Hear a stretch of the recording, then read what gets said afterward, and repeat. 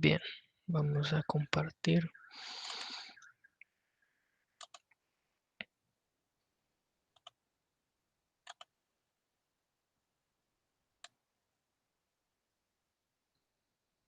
Bien, pueden ver la pantalla, ¿verdad? Ok, comencemos. Vamos a hablar acerca de las enzimas.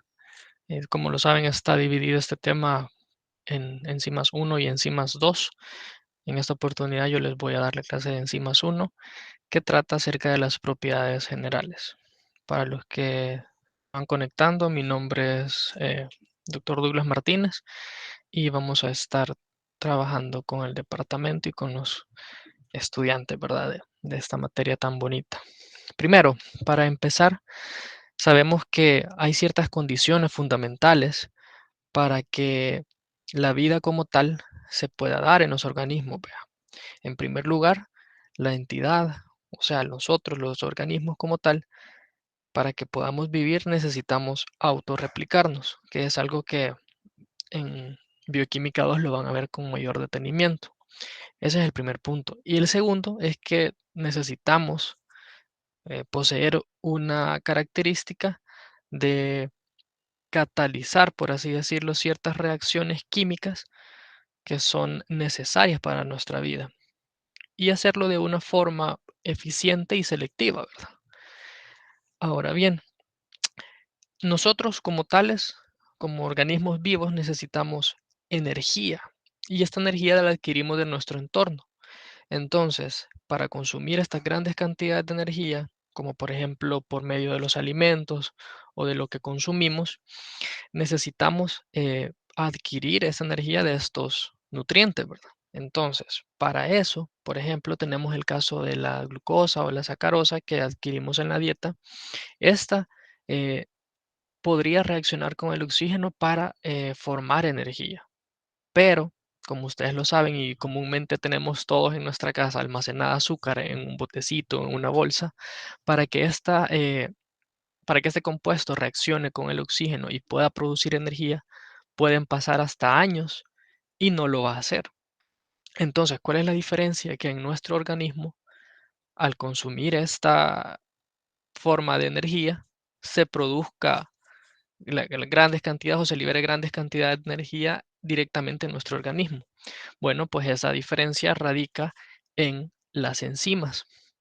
Y cuando hablamos de enzimas, ¿de qué estamos hablando específicamente? Bueno, son compuestos o moléculas de origen, por no decir completamente proteico, porque hay algunas enzimas que no son proteínas, vea, como lo son las RNA ribosomales o las ribosimas, que prácticamente se encargan de realizar una actividad endonucleasa, vea.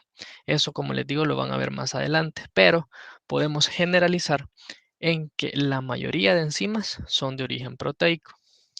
Ahora bien, también las enzimas actúan como estos catalizadores. Ustedes saben que hay catalizadores de origen inorgánico y están los catalizadores de origen biológico, en este caso las enzimas.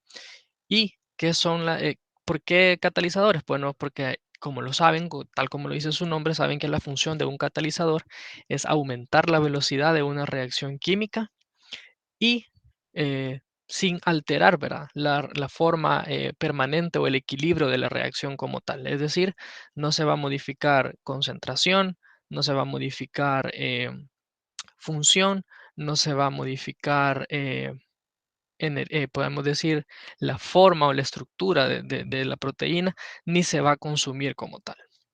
Ahora, se dice también que las enzimas son específicas y que poseen un alto grado eh, para la unión, digamos, a sus sustratos, una gran afinidad por su sustrato. ¿Qué quiere decir esto? Que las enzimas catalizan reacciones específicas y actúan de acuerdo a la unión con sus sustratos eh, también específico, ¿verdad? Y esta propiedad podemos decir que las enzimas la adquieren gracias a la presencia de ciertos grupos funcionales en su sitio de unión con el sustrato. ¿Por qué? Porque como lo vamos a ver más adelante, eh, los grupos funcionales que están ordenados de una forma muy sistemática en el sitio activo le confieren esta propiedad de especificidad, ya que por algunas interacciones débiles que hacen estos grupos funcionales del sitio activo de la enzima con eh, sus sustratos, son específicos para unirse con esta enzima con el sustrato como tal, por las mismas características del sitio activo. Más adelante vamos a ver ciertos modelos que describen la unión o la formación del complejo enzima-sustrato. Entonces, por esta razón, las enzimas son específicas, ¿verdad? Porque estos grupos funcionales, residuos de aminoácidos y otros grupos, le confieren esta característica, ¿verdad? Y pues son de utilidad práctica porque sabemos que en algunas patologías, como lo van a ver a lo largo de la carrera, pueden deberse por defectos enzimáticos. ¿Y cómo se dan estos defectos enzimáticos? En algunos casos puede haber disminución de la enzima y por lo tanto de la actividad que ésta realiza. ¿Ve? En otros casos va a haber ausencia total o incluso puede haber un aumento, ¿ve? De una o más enzimas. Y esto va a dar lugar a pues ciertas situaciones o estados patológicos, ¿verdad? Ahora nos vamos con la importancia biomédica de las enzimas.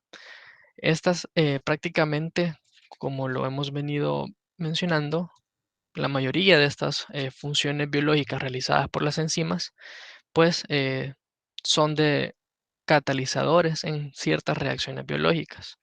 ¿Y en qué tipo de reacciones son las que participan estas enzimas? Bueno, en la descomposición de los nutrientes, en el ensamblaje de proteínas, como en el caso de lo que les mencionaba, ¿verdad? Los ribosomas, la utilización de energía para la motilidad celular, todas aquellas enzimas que participan en el metabolismo energético y las que se encargan de adquirir la energía de todo lo que consumimos y producirla endógenamente también, posibilitar la funcionalidad neuronal y la contracción muscular, todas aquellas enzimas que participan en eh, junto con la actina y la miocina en esto de la contracción muscular para que podamos tener motricidad, ¿verdad?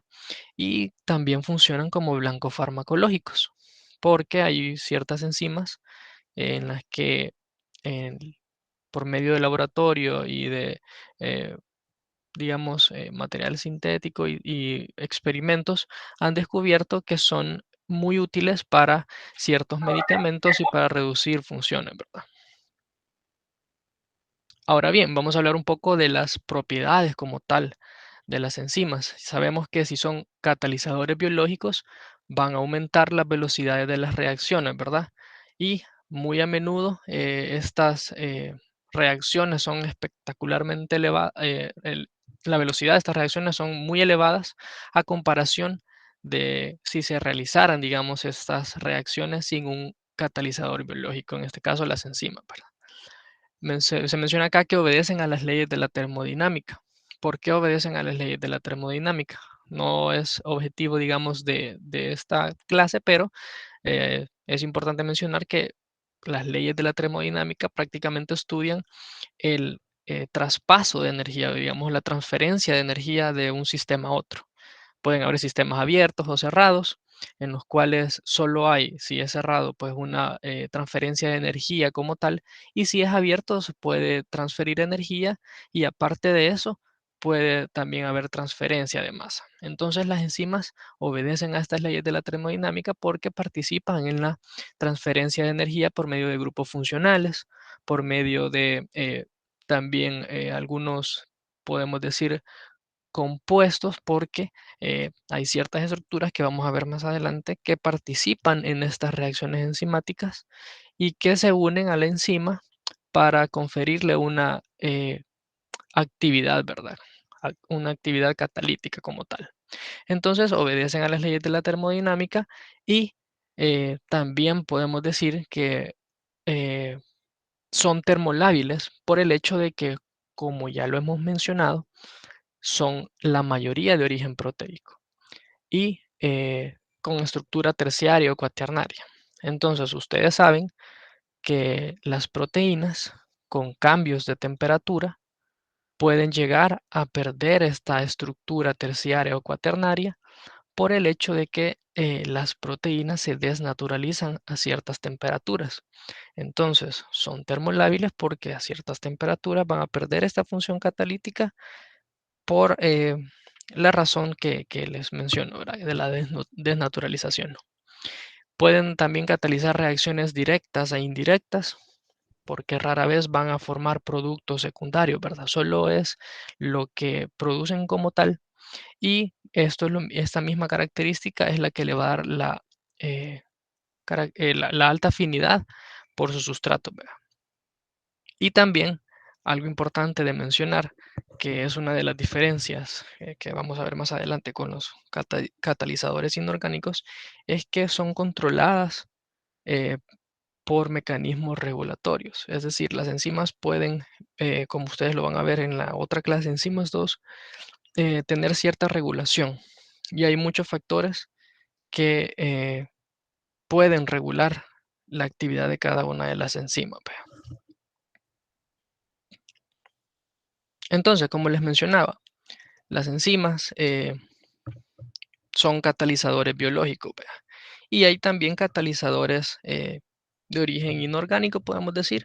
¿Y cuáles son las diferencias de eso? ¿En qué radican las diferencias? Bueno, primero, la primera característica o diferencia, podemos decirlo, de entre las enzimas y los catalizadores inorgánicos es por su naturaleza química. Tal como les he mencionado, gracias a su estructura proteica, las enzimas pueden adquirir estructuras terciaria o cuaternaria y son las únicas moléculas capaces de adaptarse a su sustrato, como lo vamos a ver en unos modelos que se plantearon para la formación del complejo enzima-sustrato. Entonces, los catalizadores inorgánicos no pueden o no son capaces de adaptarse al sustrato como tal, vea. Y obviamente a diferencia de las enzimas, no son de origen proteico. Otro, lo que ya les mencionaba, es la termolabilidad. Como ya les expliqué, vea, las enzimas tienen una temperatura óptima a la cual funcionan de manera más eficiente. Y los catalizadores inorgánicos generalmente, a medida va aumentando su temperatura, va aumentando, digamos, también su actividad catalítica, pero en las enzimas no, vea, porque sabemos que esto no es posible por la desnaturalización de la misma. Otra diferencia es que las enzimas pueden regularse y tienen una especificidad, ¿verdad? Y los catalizadores inorgánicos pues no lo tienen. Eh, Generalmente se puede utilizar un catalizador para muchas reacciones y puede funcionar de diferente forma, ¿verdad? Pero en el caso de las enzimas, la mayoría son sumamente específicas, tanto para el tipo de reacción que va a catalizar y también para el tipo de sustrato al cual se va a unir para producir los, los compuestos, ¿vea? Que dan origen a estas reacciones. Y la eficiencia, ¿vea? ¿Por qué eficiencia? Porque en la mayoría de las reacciones enzimáticas eh, no es necesario grandes cantidades de enzima, sino que podemos decir, con concentraciones bajas se pueden realizar estas reacciones y aparte de eso, las enzimas, por esta misma eficiencia, es debido a que estas no se consumen durante una reacción. ¿Vea? Entonces, si usted agrega cierta concentración específica de enzima a cierta reacción, esa concentración o ese volumen de enzima que usted agregue no se va a eliminar. Vea. Usted lo puede aislar después y va a tener la misma cantidad. Entonces, a diferencia de los catalizadores inorgánicos, las enzimas no son consumidas por estas reacciones. Hablando un poco de los antecedentes y de la historia de la bioquímica, en los inicios del estudio de la bioquímica, pues las enzimas se nombraban en relación a su descubrimiento. Por ejemplo, tenemos la tripsina, la pepsina, que es la que participa en el proceso de digestión, la lisozima también.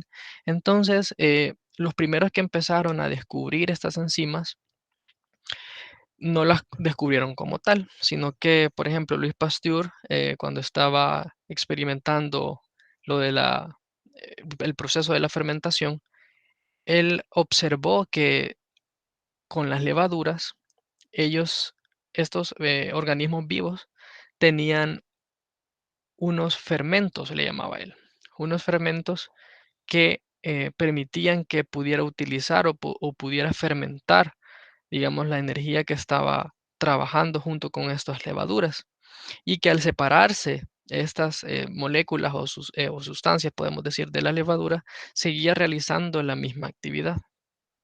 Entonces, más adelante, otros científicos fueron descubriendo eh, las funciones de estas enzimas y pues llegó hasta el momento en el que les dieron este nombre como tal. Y quien le dio el nombre como tal de enzimas fue Kuhn, vea, Frederick Kuhn, que mencionó que le daba el nombre porque deriva del griego enzimos, que significa en la levadura. Entonces, como descubrieron inicialmente que se encontraban en las levaduras, por eso les dieron el nombre de enzimas. Entonces, en algunos casos, la enzima, si estamos hablando de una enzima en específico, puede tener dos o más nombres. O en el caso de las isoenzimas, que son dos enzimas diferentes, pueden tener el mismo nombre también. O funciones, por la misma estructura, el mismo nombre, pero diferente función. Entonces, debido a todos estos problemas, la Unión Internacional de Bioquímica decidió crear o desarrollar un sistema de nomenclatura en el que cada enzima tuviera un nombre único, ¿vea? Y aparte de eso, un número en código, un código numérico, que identificaba el tipo de reacción que catalizaba, los sustratos que se involucraban también, ¿vea? Entonces, este sistema de nomenclatura prácticamente lo vamos a tomar de modelo a una exocinasa, a la ATP de exosa, saben que el D significa por el dextrogiro, ¿verdad? Que ya lo vieron anteriormente, me imagino, en orgánica, que es nada más, significa pues el lugar donde está ubicado el grupo funcional, que en este caso es a la derecha, a los ojos del observador, ¿verdad? Entonces, la exoquinasa tiene este código 2.7.1.1. ¿Y qué significa cada uno de estos números? Bueno, primero, el número 2, que es el que está al inicio, denota el nombre de la clase, que es una transferasa.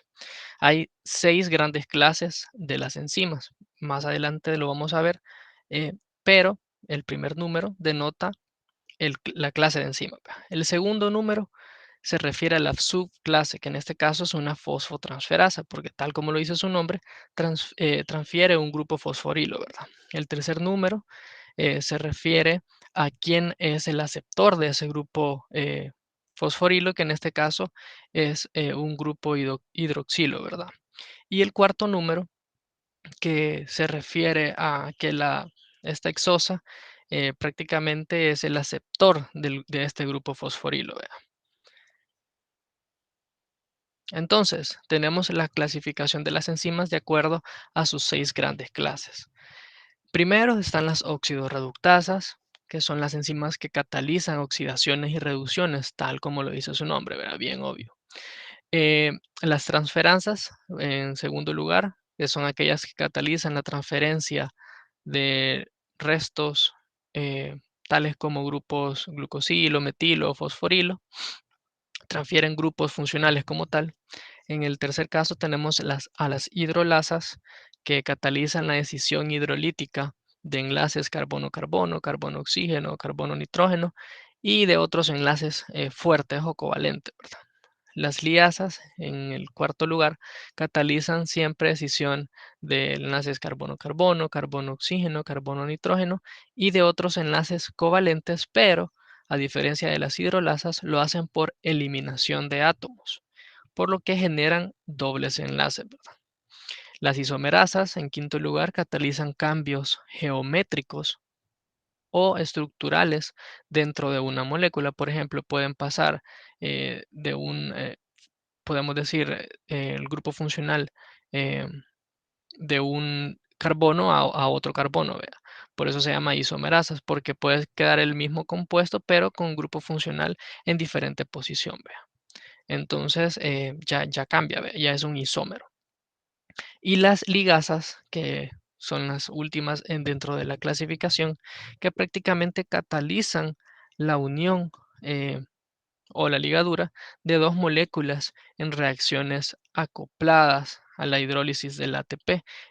Un ejemplo de estas son las que participan, por ejemplo, al momento de la replicación del ADN, cuando al final unen las hebras que se han formado, que más adelante lo van a ver. Como les digo, ahorita solo es a forma de introducción, pero estas son las 6 grandes clases de enzimas que se tienen, ¿verdad?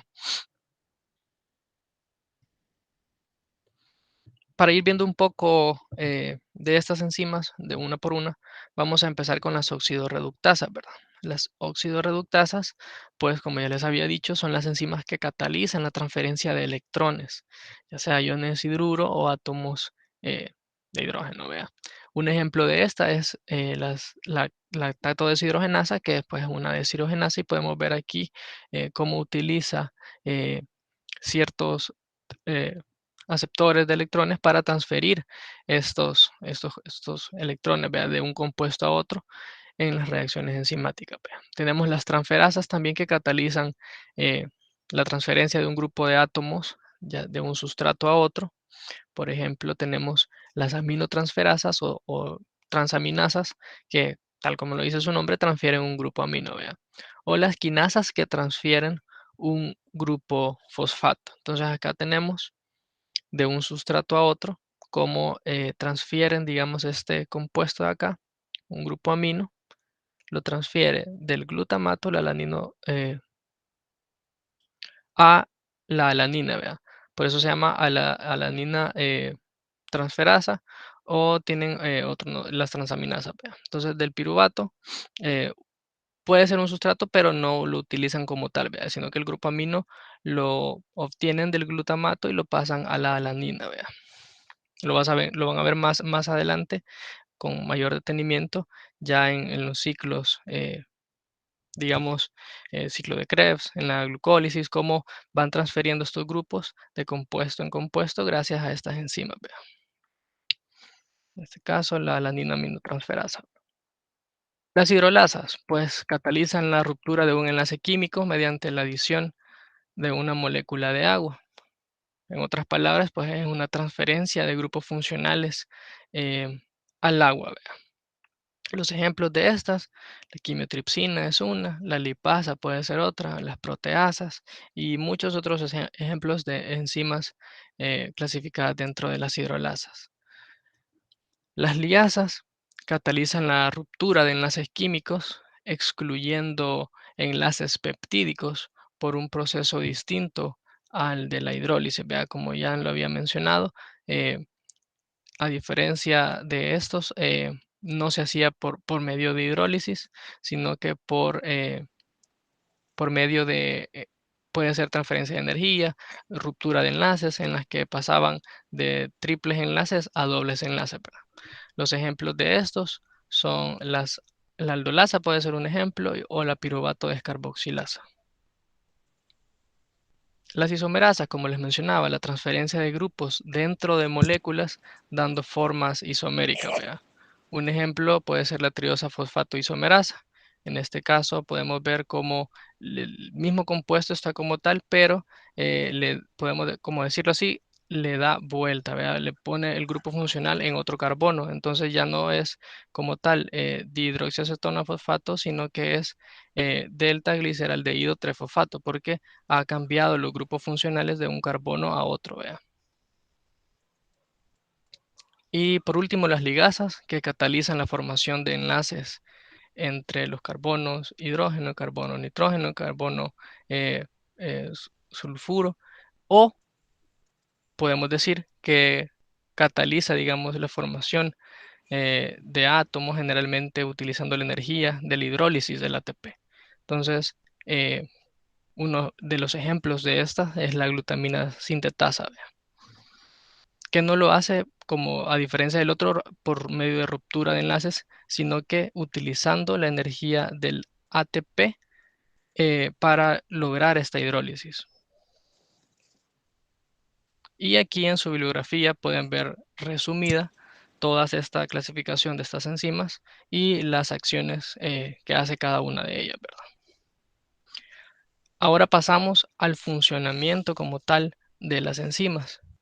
Sabemos que un rasgo distintivo de estas reacciones catalizadas enzimáticamente es que tienen lugar dentro de un confín o dentro de una bolsa, podemos decir, de la misma enzima.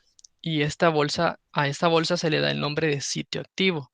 Si se recuerdan, al inicio de la clase les mencionaba que los grupos funcionales o los residuos de aminoácidos que estaban ordenados en el sitio activo le daban esta característica de especificidad a la enzima, porque estos residuos interactuaban única y exclusivamente con su sustrato por medio de interacciones débiles, ¿verdad? Entonces le daban estabilidad a la molécula y le dan la característica de especificidad con su sustrato. Entonces, podemos decir que estas reacciones necesarias para digerir alimentos, para enviar señales nerviosas, para contraer el músculo, eh, si no fuera por estas enzimas, no se daría a una velocidad que fuera realmente útil para nosotros, vea, como organismos vivos.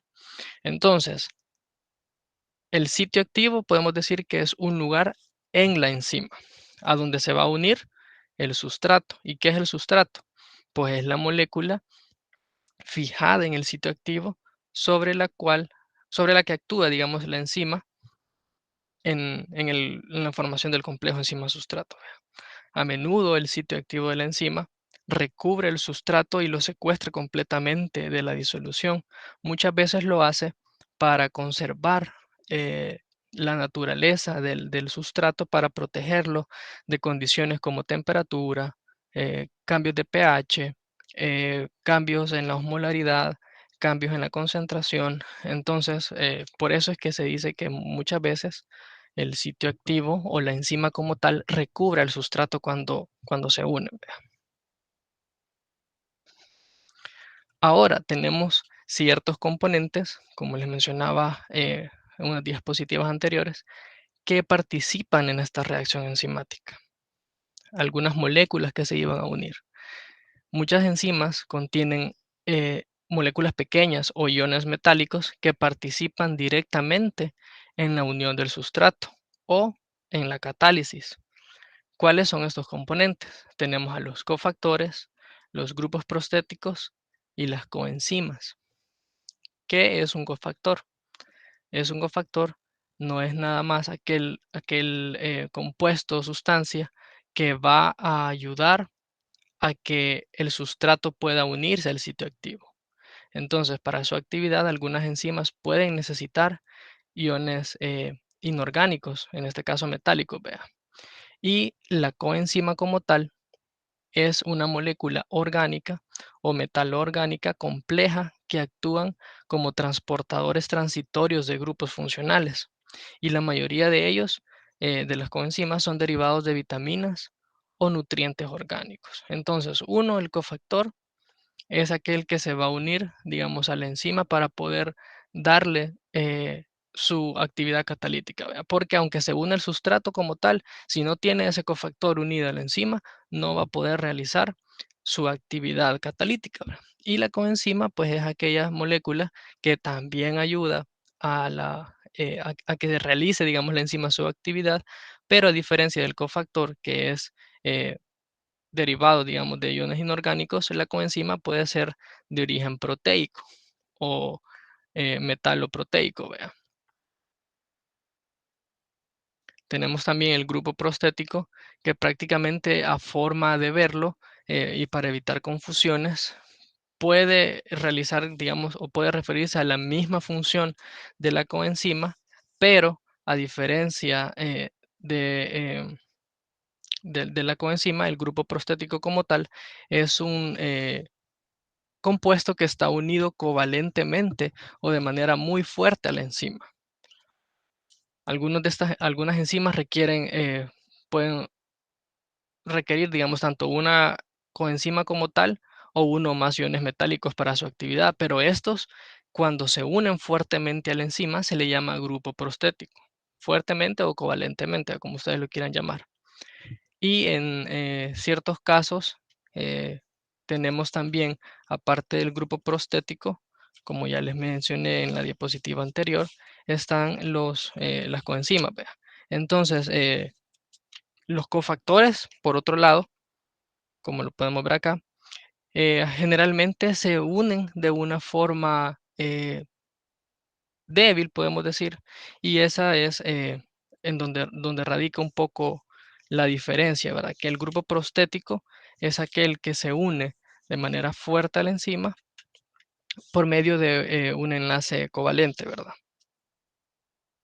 Tenemos también la estructura de la holoenzima, que es, por así decirlo, la enzima cuando ya está completa con todos sus componentes y ya puede realizar actividad catalítica porque ya no necesita más grupos funcionales, no necesita más compuestos proteicos que se unan para que le brinden esta capacidad de realizar su actividad, sino que ya está completa, vea, con su coenzima, iones metálicos y todos. Entonces, al complejo enzimático como tal, con todos sus componentes, se le llama holoenzima. Y también tenemos a la apoenzima, que es únicamente a la parte proteica de la enzima, como les mencionaba. La enzima puede tener unida iones metálicos, puede tener unida otros grupos funcionales, pero todo aquello de la holoenzima que sea de origen proteico, o sea, que sea parte proteica, no importando si es de la enzima como tal o si es otro compuesto que se une, a esto se le llama apoenzima. Entonces, a forma de resumen, podemos decir que el grupo prostético, como les mencionaba, son los que se incorporan de manera firme y estable en la estructura de una proteína o de una enzima mediante fuerzas covalentes o no covalentes, vea.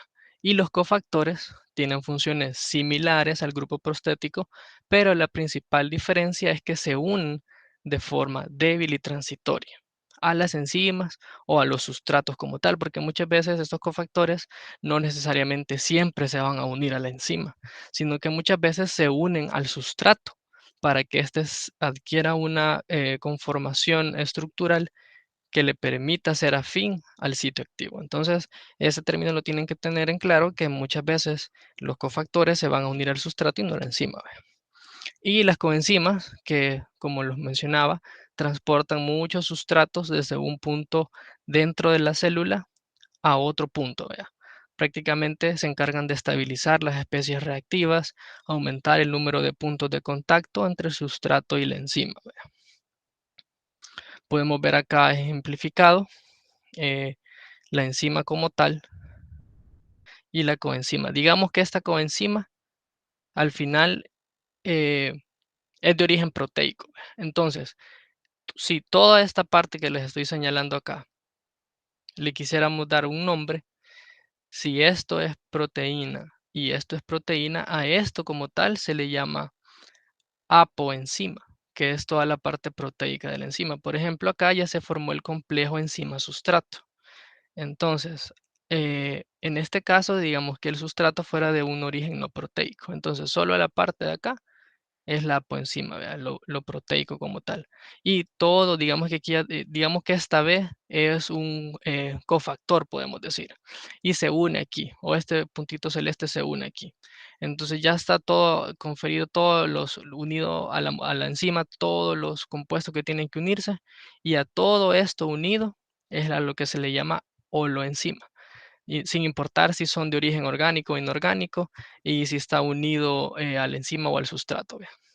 Para que les quede un poco más claro. Y aquí solo se ejemplifica lo que hace una enzima. ¿Vea? Por ejemplo, aquí está el sustrato, se une al sitio activo, el sitio activo envuelve, podemos decir, al sustrato, realiza su reacción o su catálisis y se evidencia la formación de los productos de una reacción. ¿Vea?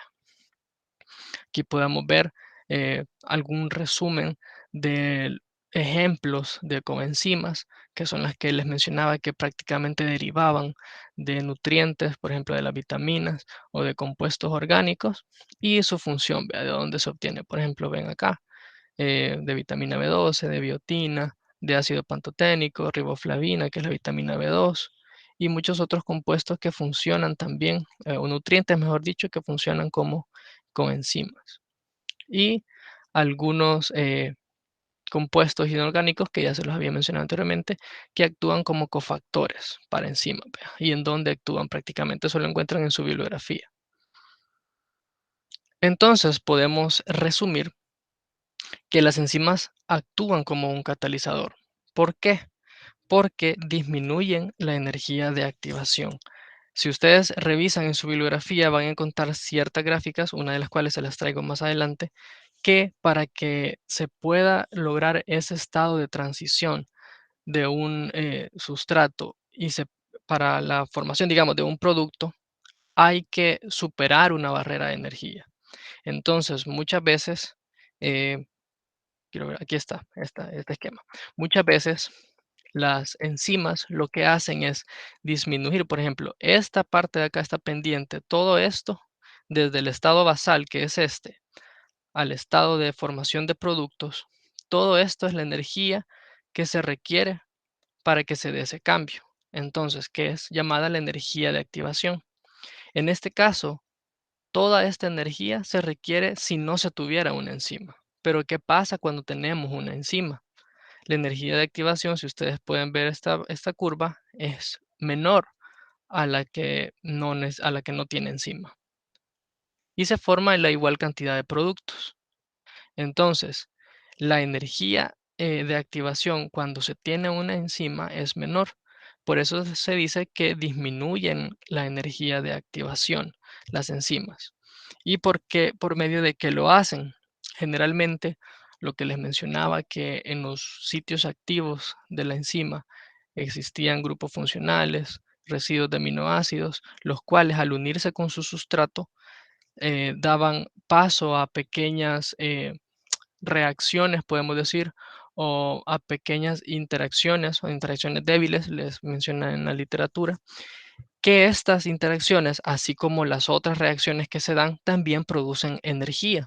Entonces, al acúmulo de todas estas interacciones débiles que hay entre la enzima y el sustrato en el sitio activo, eso es lo que libera energía y ayuda a que, por así decirlo, toda esa pequeña energía, digamos que esta parte de acá, esas interacciones débiles proporcionan la energía necesaria para que se reduzca a la mitad la energía requerida. Es, por ejemplo, por decirlo así, cuando usted está empujando, digamos, una mesa o lo que quiera. Usted a veces, si usted lo hace solo, eh, se tarda más, ¿vea? Porque pesa y todo. Pero ¿qué pasa si alguien más viene a ayudarle? Si alguien más viene a ayudarle, usted lo empuja más rápido y requiere menos energía porque tiene ayuda. Entonces, prácticamente las interacciones débiles son como ayuda traducido a energía para que esta reacción se dé de una forma más rápida y requiera menos cantidad de energía. ¿Vea? Como les había mencionado anteriormente, no modifican el equilibrio de la reacción, es decir, no hay variación en las concentraciones, no hay variación en el, digamos, en el volumen, sino que se mantiene lo mismo, ¿verdad? De la enzima y de los reactivos como tal también, ¿verdad? De las sustancias que participan. Aceleran la llegada del equilibrio, es decir, aceleran el proceso de pasar de un estado de sustrato a producto. ¿Verdad? No se alteran durante la reacción, lo mismo que les había mencionado. Son reutilizables ya que no se consumen, muestran especificidad de sustrato y de reacción y son eficaces a bajas concentraciones. Vea. Podemos ver acá, solo aumentan la velocidad. Vea. Este esquema, si lo quieren leer, lo encuentran en la bibliografía que al final de la clase se las he puesto y está explicado bien, bien bonito para que ustedes puedan entender todos estos términos y los motivos por los cuales las enzimas disminuyen o requieren menos cantidad de energía y lo hacen de una manera más rápida. Ahora, para hablar un poquito de cómo explicamos, digamos, esos incrementos altamente selectivos en la velocidad de las reacciones catalizadas por las enzimas. Primero es la reordenación de los enlaces covalentes durante la reacción, es lo que les mencionaba de los residuos o los grupos funcionales en un sitio activo. ¿Vea? Estas reacciones químicas de muchos tipos entre sustratos y grupos funcionales son los que proveen esta energía, estas interacciones débiles. Menciona acá las interacciones covalentes entre enzimas y sustratos hacen disminuir la energía de activación, o sea, aceleran la reacción. Y prácticamente las interacciones no covalentes entre la enzima y el sustrato son las que brindan esta energía. Se forma, digamos, una cantidad de energía con la reacción como tal o principal del sitio activo entre la enzima y el sustrato, pero también las otras que se dan a lo largo de la enzima, recuerden que es una estructura proteica. Entonces tiene residuos de aminoácidos en toda la enzima, no solo en el sitio activo. Entonces, para brindarle estabilidad a la molécula y al complejo enzima-sustrato, eh, gran parte de esta energía requerida para disminuir la necesidad de energía de un estado de transición, pues proviene de estas interacciones débiles. Vea. Por otro lado, tenemos la clasificación de las enzimas de acuerdo a su complejidad. Y como ustedes lo saben, pueden ser de origen monoméricas, oligoméricas o sistemas multienzimáticos, de acuerdo a su estructura, ¿verdad? Como tal. Tenemos en primer punto las monoméricas, que prácticamente son aquellas que eh, tienen prácticamente, por así decirlo, una sola unidad, porque muchas enzimas pueden tener hasta 60 unidades, ¿verdad? Pero las monoméricas son las que se componen de una sola unidad y de una sola cadena polipeptídica. Prácticamente estas enzimas monoméricas no presentan una estructura cuaternaria. Y algunos ejemplos de estas enzimas pueden ser las enzimas hidrolizantes, como la lisozima, la elastasa, la ribonucleasa, el tripsinógeno, la carboxipeptidasa. Todas estas eh, tienen estas características, ¿verdad? De no presentar estructura cuaternaria y solo constar de una cadena polipeptídica. Las oligoméricas, ¿cuáles son estas? Las que comprenden de dos o más subunidades.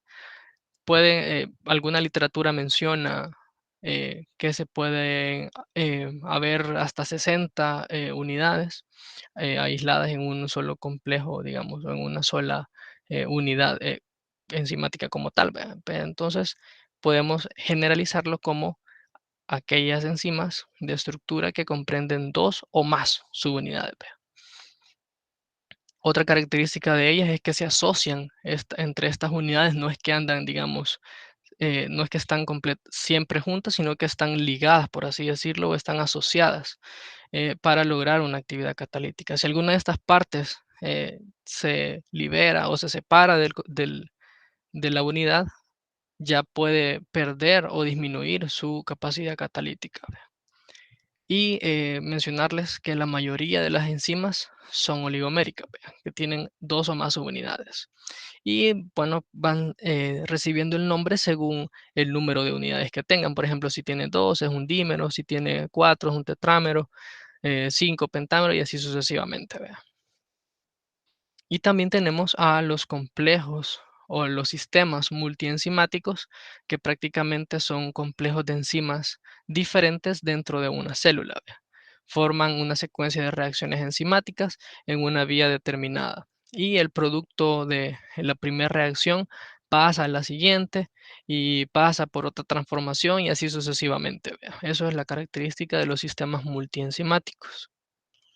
Ahora bien, tenemos algunos tipos también de sistemas multienzimáticos, una subdivisión, digamos, eh, de este tipo de enzimas, los cuales pueden ser solubles o disociados, que por ejemplo pueden ser las enzimas de la vía glucolítica, o los complejos multienzimáticos como tal, que es el complejo de la piruvato deshidrogenasa, o bien un sistema enzimático anclado a membrana, que un ejemplo podría ser las enzimas de la cadena transportadora de electrones o cadena respiratoria. Aquí podemos ver ejemplificado los que son solubles, por ejemplo, están en el citosol, por así decirlo, de la célula y están pasando de una reacción a otra. Los complejos multienzimáticos, que son un número no definido, digamos, de enzimas. Pueden ser 5, pueden ser 4, pueden ser 3, pueden ser 2 o más, vea. Eh, entonces, estas van de una reacción a otra pasando el producto que se va obteniendo y se va transformando de una a otra enzima, ¿vea? Y los que están anclados a la membrana, ¿vea? Que son característicos, o un ejemplo de esto podría ser la cadena transportadora de electrones, como ya se los había mencionado. También un término importante que deben conocer acerca de generalidades de las enzimas son las enzimas que son semejantes catalítica y estructuralmente y, y que por lo tanto catalizan la misma reacción, pero se encuentran en tejidos distintos del organismo. Entonces, a estas enzimas se les da el nombre de isoenzimas o isocimas. Y prácticamente, aunque tengan semejanzas catalítica y estructuralmente, difieren en propiedades cinéticas, ¿vea? O sea, lo que hacen. Y pueden diferir también frente a moduladores alostéricos, o sea, a tipos específicos de reguladores de la enzima, por ejemplo, algunos iones metálicos pueden regular de manera distinta estas enzimas, ¿vea? Un ejemplo de esto son la lactato deshidrogenasa y la creatinfosfoquinasa, ¿vea? Que sabemos, como les mencioné, se encuentran en tejidos distintos. Ejemplos de esto, la lactato, ¿vea? La lactato deshidrogenasa de tipo 1, que se encuentra principalmente en corazón y en los glóbulos rojos. La lactato deshidrogenasa 2, que se encuentra en los leucocitos, ¿vea? Células blancas. La tipo 3, que se encuentra principalmente en los pulmones. La 4 en los riñones, en la placenta y en el páncreas. Y la 5 en el hígado y en el músculo esquelético, vea. Prácticamente es la misma enzima, pero está eh, en diferentes tejidos. Y por otro lado, la creatinfosfoquinasa, pues un ejemplo de esto es la CPK-MM, que se encuentra en el músculo esquelético, la CPK-MB, que se encuentra en el corazón, y la CPK-BB, que se encuentra en el cerebro. Entonces, prácticamente cuando eh, estas enzimas se cuantifican en clínica, digamos, por medio de laboratorio. Ustedes en el área clínica van a ver que a veces para diferenciar un infarto de de algún otro proceso patológico, muchas veces toman las enzimas cardíacas, vea. En este caso, la CPKMB, muchas veces cuando hay también eh, cuando se realiza ejercicio intenso o hay algún daño muscular, la que se encuentra más elevada es la CPK-MM porque está en músculo esquelético, vea. Igual con la lactato deshidrogenasa. Ahora pasamos a los modelos de interacción. Estos modelos de interacción prácticamente no son más que la formación de los complejos enzima-sustrato. Y prácticamente eh, se, se definían, podemos decir, dos tipos de modelo. Primero se habló o se planteó el modelo de llave y cerradura y posteriormente descubrieron que había otra teoría, podemos decir, acerca de la formación de este complejo enzima-sustrato. Y el modelo que existía era el de ajuste inducido.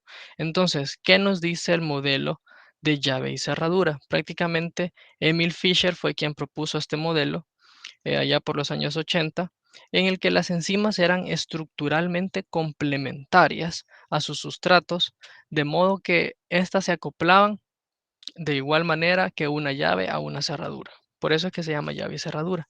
Pero eh, lo característico de este modelo o esta teoría o esta hipótesis es que planteaba que la presencia de sustratos hacía que las enzimas fueran más resistentes a los efectos desnaturalizantes de una temperatura elevada.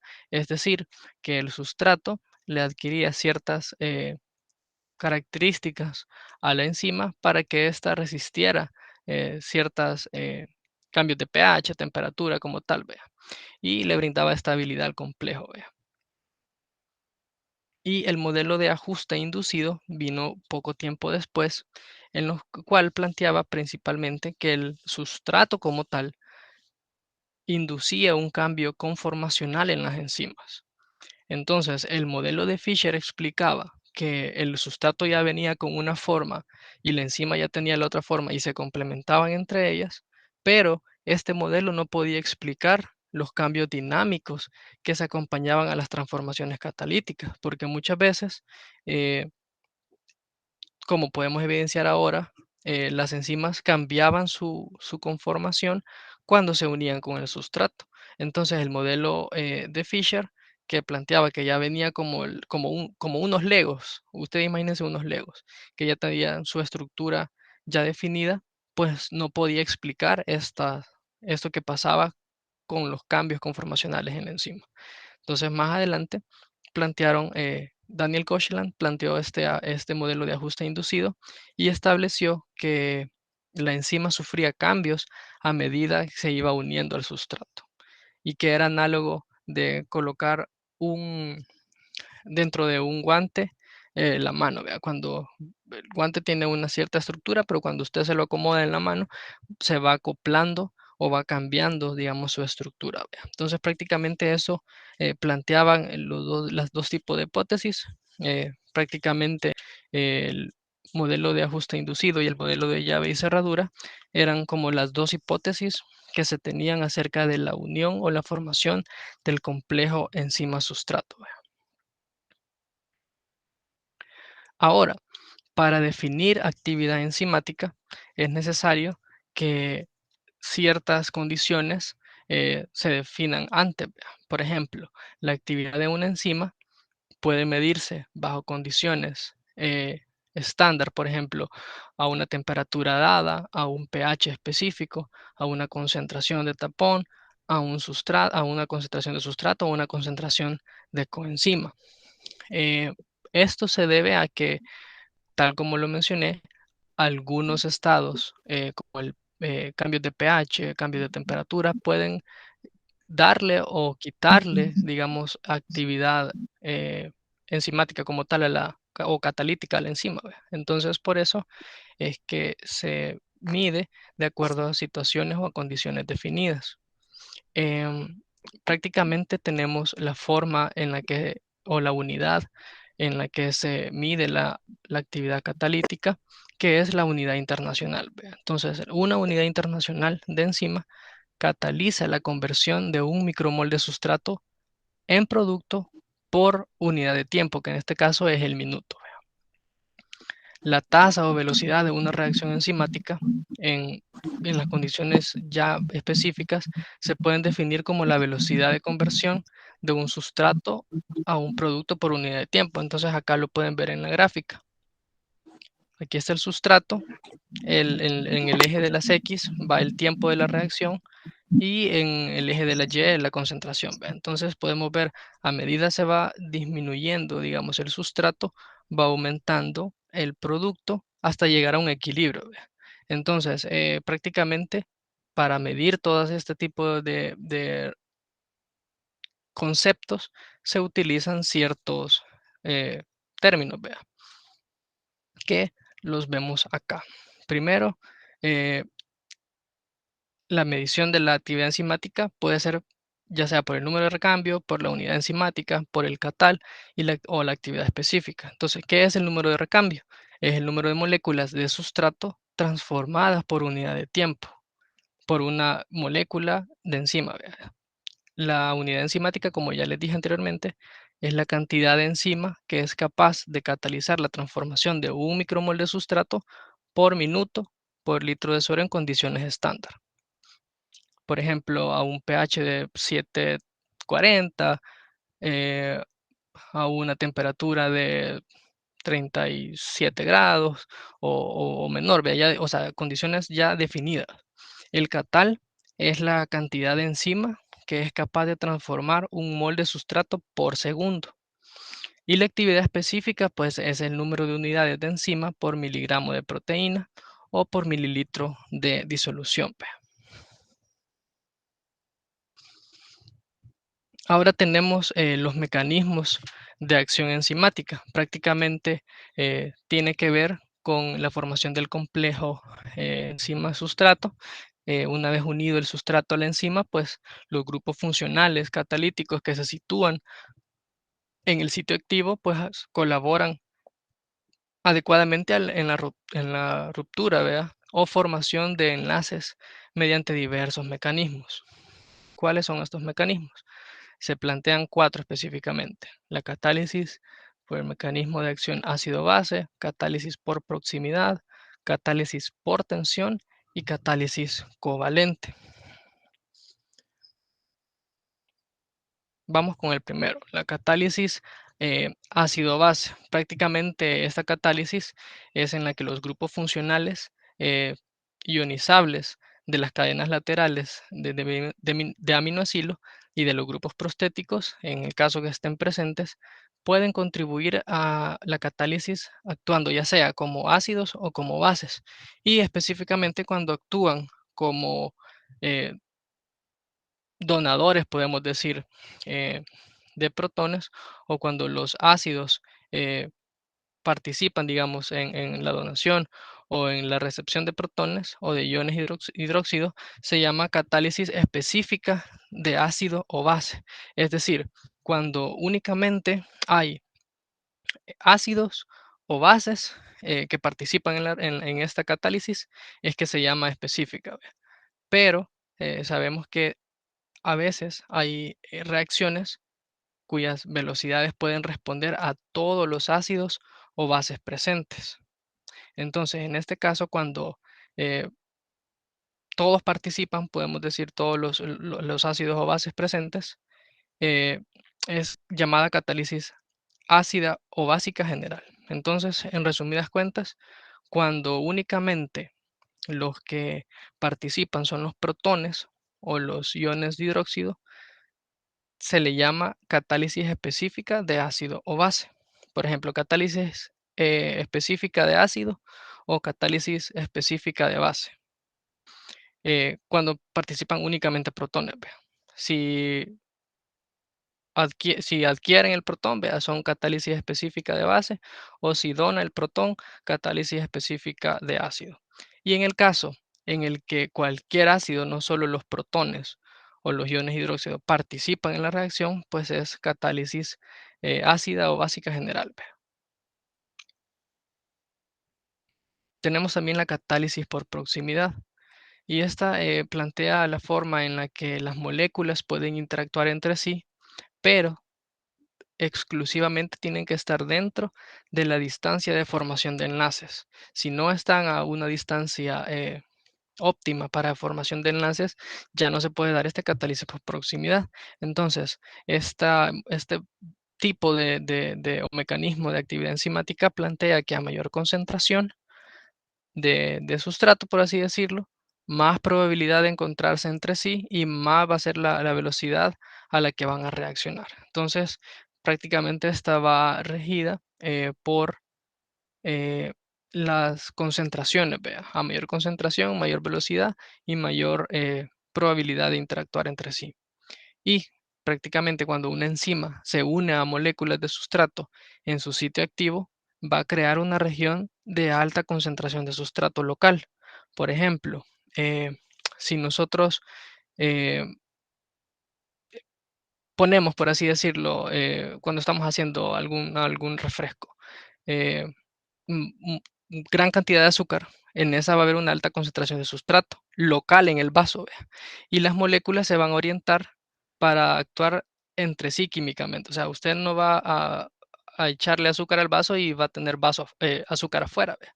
Entonces, esta catálisis por proximidad prácticamente explica o plantea que a mayor cantidad de sustrato local va a haber mayor actividad catalítica y mayor probabilidad de producir el producto deseado en el medio, ¿vea? Donde se está aumentando la concentración. La catálisis por tensión prácticamente es aquella en la que se va a requerir un cambio en la estructura, por así decirlo, de la enzima para poder adecuarse al sustrato y ubicarse específicamente en un lugar donde se quiere, digamos, producir esta tensión para crear un producto. Por ejemplo, cuando usted agarra, por decirlo algo, un lapicito y lo quiere quebrar, entonces usted se adecua el lápiz en los dos extremos para poder generar la tensión en medio del lápiz porque usted lo quiere separar en dos pedazos iguales, ¿ve? Entonces, para generar esa tensión, usted ya sabe cómo colocar sus 2 manos en los extremos, ¿vea? Porque lo puede romper, sí, en el medio de un solo, pero si usted quiere ver cómo va cambiando, o cómo se va produciendo la tensión en el lápiz, si usted se fija, antes de quebrarse se genera la tensión y cambia la forma o la estructura, ¿vea? Entonces, cuando se requiere romper un enlace covalente, una reacción lítica, las enzimas normalmente se unen a sus sustratos en una conformación que debilita el enlace dirigido a la escisión y por medio de esta distorsión física y la polarización electrónica, ¿vea? Se logra obtener dos productos, ¿vea? Por así decirlo, o la tensión que queremos generar para la producción de energía o de otro compuesto. Esta conformación prácticamente imita la del estado de transición, que prácticamente plantea transitoria representa el punto intermedio en la transformación de sustrato a producto. O sea, es el estado, digamos, de que tiene que sobrepasar la reacción, el estado de transición, para producir de un sustrato a un producto. Por ejemplo, en la metáfora que les ponía del lápiz, el sustrato es uno, ¿verdad? Porque usted tiene un lápiz, pero cuando ya genera la tensión y lo quiebra, ya tiene dos productos. Entonces, prácticamente a eso se refiere. Y tenemos por último la catálisis covalente.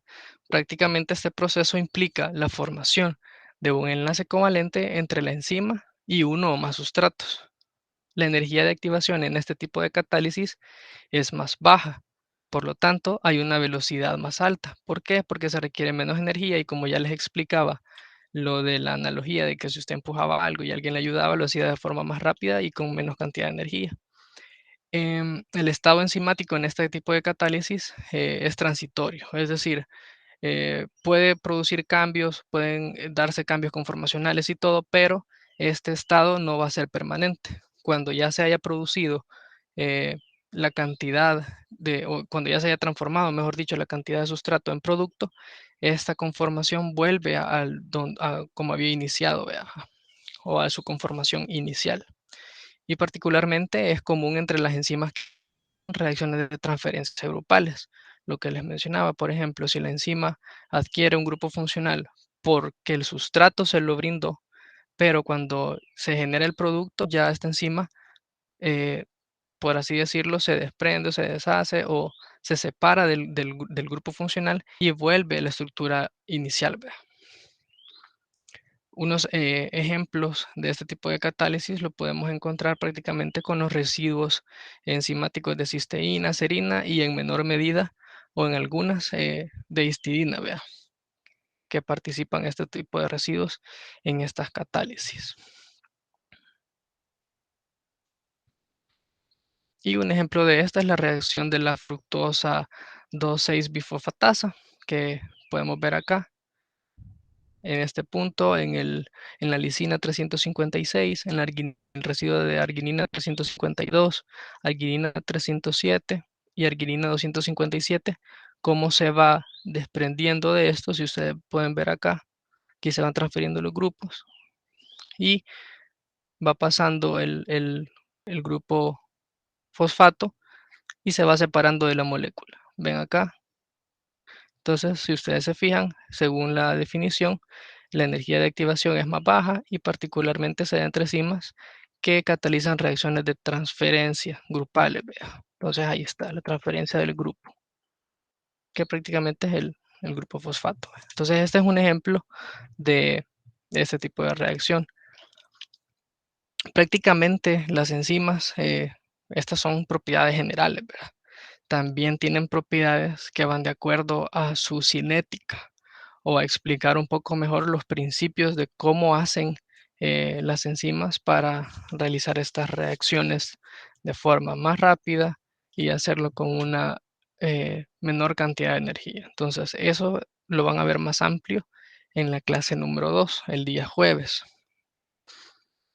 Prácticamente la bibliografía para esta clase pues la encuentran en el capítulo 7 de Harper, en la edición 31, ¿verdad? Y en Leninger, Principios de Bioquímica, en la séptima edición, en el capítulo 6. Prácticamente iban a encontrar todo lo relacionado con las propiedades generales, pero les invito a que también puedan buscar de otras fuentes, de otros libros para empaparse más de este tema. ¿Vea? No sé si hay alguna duda, alguna pregunta.